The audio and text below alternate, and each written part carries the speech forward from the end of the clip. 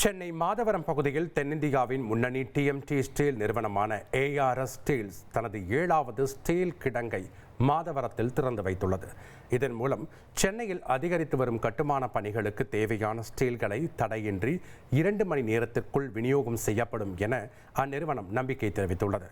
தமிழகத்தில் சேலம், திருச்சி, கோயம்புத்தூர், கிருஷ்ணகிரி, விழுப்புரம், படப்பை உள்ளிட்ட பகுதிகளில் செயல்பட்டு வரும் ஏஆர்எஸ் ஸ்டீல்ஸ் கிடங்கு 7வதாக மாதவரம் கிடங்கு திறந்து வைத்ததன் மூலம் தங்களது கட்டமைப்பு வலு பெற்றதாகவும் அந்நிறுவனம் குறிப்பிட்டுள்ளது.